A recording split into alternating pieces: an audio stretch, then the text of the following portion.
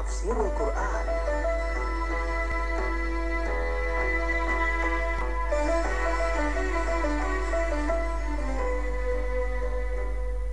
Assalamualaikum warahmatullahi wabarakatuh. Innal hamdalillah nahmaduhu wa nasta'inuhu wa nastaghfiruh wa na'udzu billahi min shururi anfusina wa min sayyiati a'malina.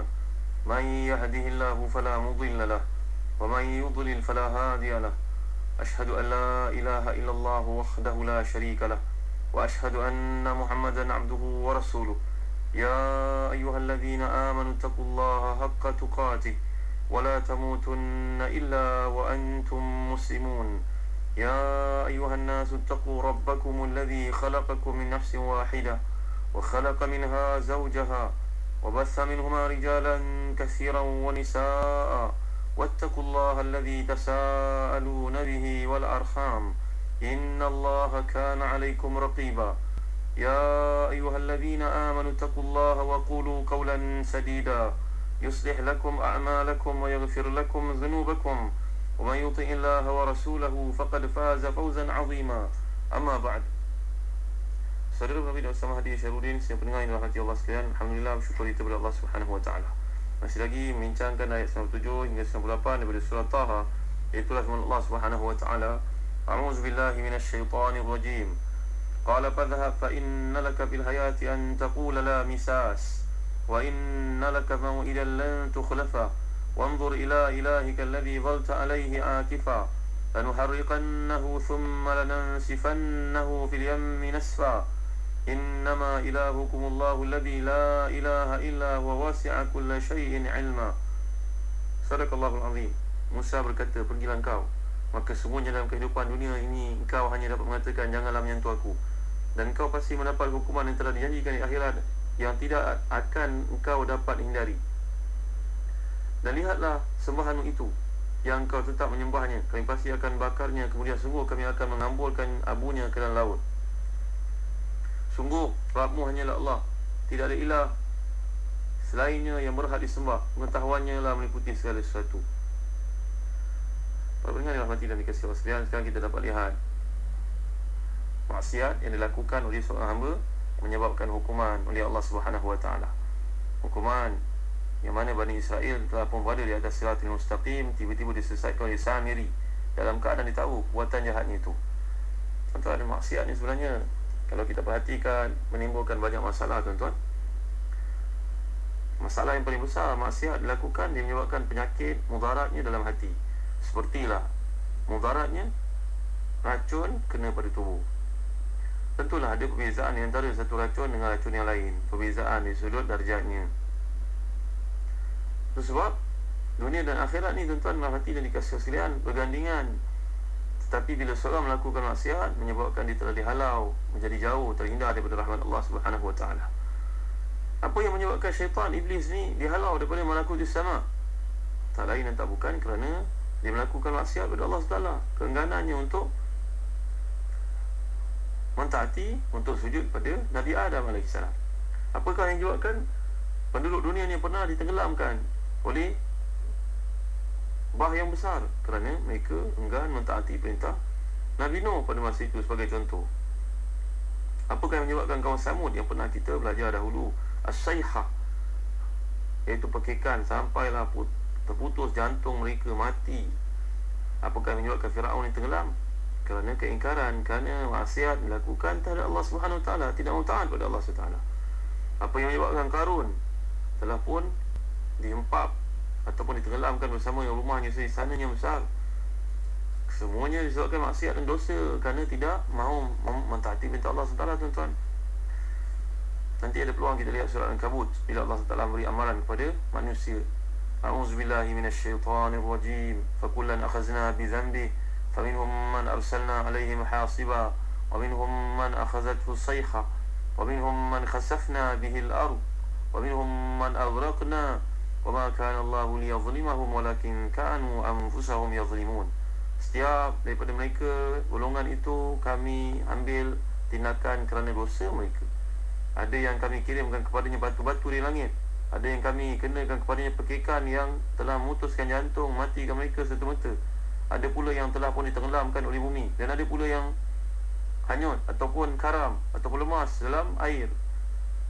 Tidak sekali-kali Allah SWT menzalimi mereka, tapi mereka lah yang menzalimi diri mereka sendiri. Tuan, sebagai motivasi kepada orang beriman kan, Allah gambar dalam surah Nisa ayat ke-31 sebagai contoh. A'udzubillahi minasyaitanir rajim. In tajtanimu kaba'ira ma tunhauna anhu nukaffir ankum sayyi'atikum wa nudkhilkum mudkhalan karima. Kalau kamu menjauhi dosa-dosa besar yang dilarang kamu daripada melakukannya, kami akan hapuskan semua dosa-dosa kamu dan masukkan kamu dalam tempat masuk yang mulia.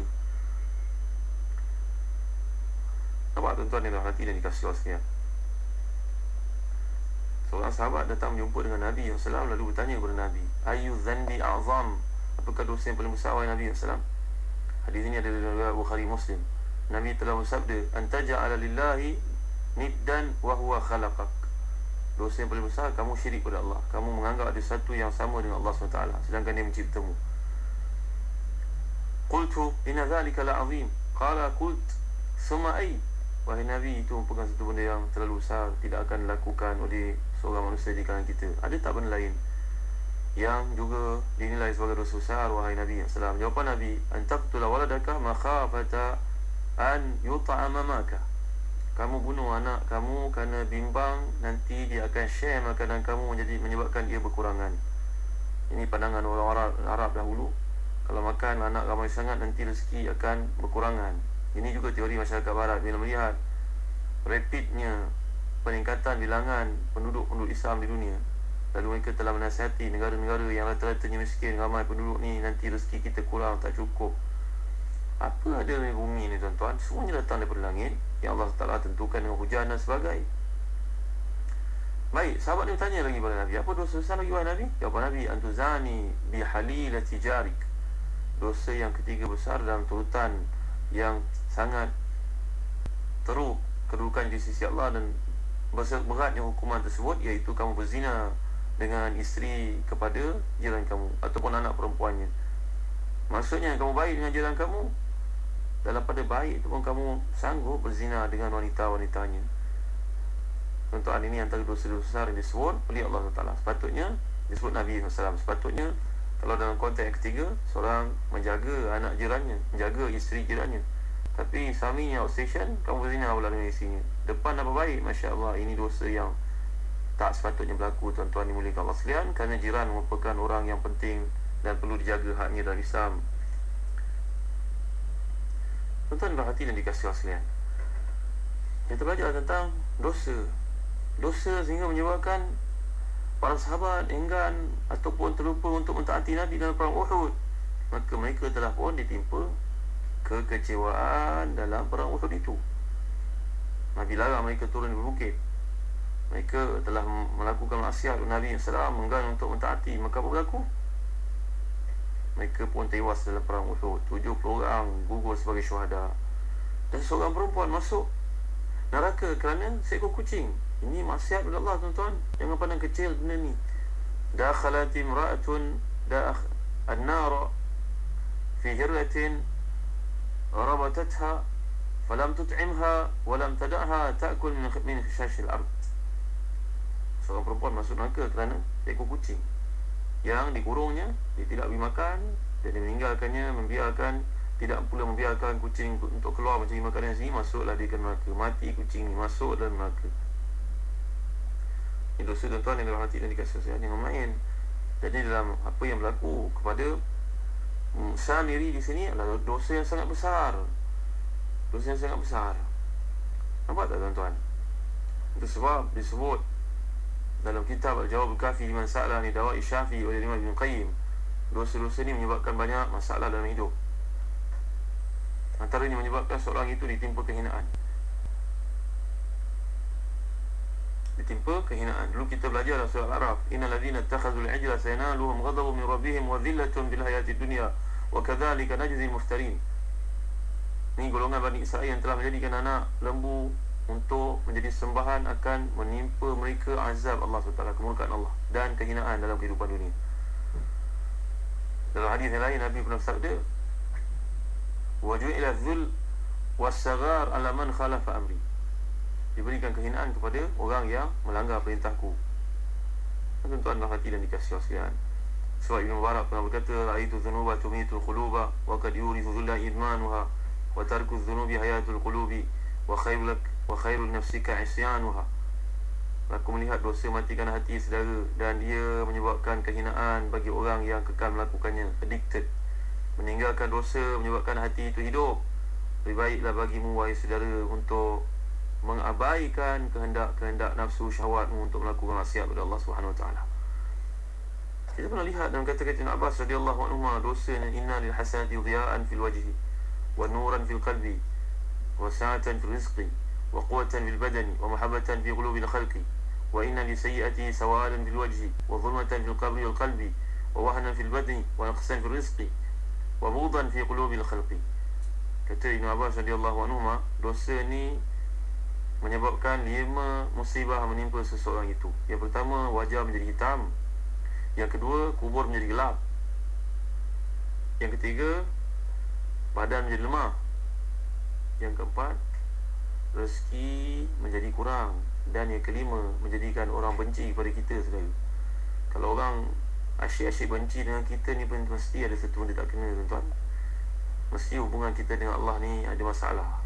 Kalau tahu sejauh mana refleksi hubungan Allah dengan kita, lihatlah hubungan manusia dengan kita. Kalau semua orang benci, kalau orang fasik benci pada kita, memanglah boleh tahan lah, sebab kita istiqamah.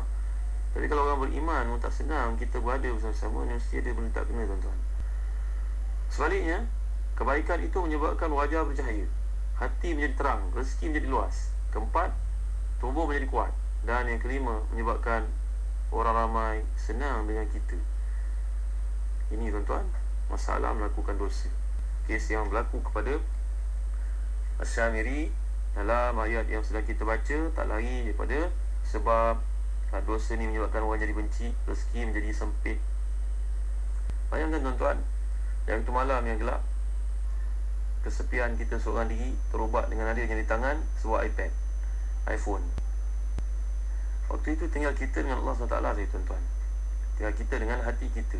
Kalau Allah lah yang penting dalam hidup, maka kita akan terdorong untuk melakukan ketaatan walaupun seorang diri. Tapi kalau Allah itu tidak penting, iman itu tidak berfungsi, maka duduklah kita untuk meneroka alam maksiat selagi tidak diketahui orang, kan, tuan-tuan. Lihat dalam pendekatan disebut oleh Imam Ibn Qayyim, satu pandangan daripada Ibn Abbas radhiyallahu anhu. Ingatkan Saudi kita, tulis besar-besar benda ni di atas iPad kita, di atas buku nota kita. Keluarkan daripada iPhone kita, setiap kali membukanya, keluar kata-kata Ibn Abbas radhiyallahu anhu, inna lil hasanati dhiya'an fil wajhi wa nuran fil qalbi wa sa'atan fil rizqi wa quwwatan fil badani wa mahabbatan fi qulubil khalqi. Buat baik menyebabkan wajah menjadi terang, nur, hati menjadi lapang, rezeki menjadi luas. Nombor 3, tubuh menjadi kuat dan dicintai oleh orang sekitar. Wa inna li sayyi'ati sawadan fil wajhi, manakala melakukan dosa secara menyebabkan wajah menjadi hitam, nur padanya hilang. Wa zulmatan fil qabri wal qalbi, menyebabkan kegelapan besok dalam kubur dan juga dalam hatimu, wahai saudara. Wa wahnan fil badani, menyebabkan tubuh kamu menjadi lemah. Macam mana badan nak sihat kalau sepalaman duduk dekat sisi bersembang, chatting dan kawan luar negara yang waktunya lain, buang masa, tuan-tuan. Besok boleh pergi kerja tak agak-agak. Kalau orang tadi tak tidur kerana tahajud, tak mengapa, tuan-tuan. Macam Allah bin Umar radhiyallahu anhuma, Nabi SAW telah pun mengatakan kepadanya bahawa ni'mar rajulu Abdullah, sebaik-baik lelaki adalah Abdullah. Law kana yaqum min al-lail, kalau dia bangun waktu malam untuk tahajud. Lalu selepas itu Allah bin Umar radhiyallahu anhuma, sampai ke hari matinya puluhan tahun, dia hanya tidur bila keletihan waktu malam. Bakinya adalah ibadah kepada Allah Subhanahu Wa Taala. Tapi kalau orang waktu malam bangkit untuk melihat benda-benda maksiat, yang screen alatan devices yang dia ada ni, tuan-tuan, agak-agak besok tubuh dia kuat tak untuk bekerja? Boleh tak dia berfikir pantas? Boleh tak dia maju kalau dia berniaga? Lagi apa, tuan-tuan? Nombor 4, wa naqsan fil rizqi, rezeki menjadi kurang. Dah badan lemah, macam mana nak kerja dengan baik? Rezeki akan berkurangan. Wa bughdan fi qulubil khalqi, dan menyebabkan manusia benci. Dealing apa pun tidak berlaku, tuan-tuan, tidak berjaya. Jadi rawatlah diri sendiri, kerana tidak ada ubat yang lebih kuat daripada kita melihat muhasabah diri, melihat kelemahannya, melihat kekuatannya, kelemahan untuk dibaiki, apa yang telah baik untuk ditambah mutu lagi. Mudah-mudahan Allah memberi kemampuan kepada kita. Kita membaca kisah sendiri ni, kita libatkan diri kita, tuan-tuan, renungi diri kita, muhasabah diri kita. Jangan sampai tahap seperti ini keadaannya. Menghadailah yang telah lalu, yang selepas ini bertaubat dan bukalah chapter baru dalam hidup. Kita akan lanjutkan pada ayat berikut dan kuliah akan datang. Allahu a'lam wa sallallahu ala sayyidina Muhammad wa ala alihi wa sahbihi wa baraka wa sallam. Walhamdulillahi rabbil alamin. Wa barakallahu fikum. Wassalamu alaikum warahmatullahi wabarakatuh.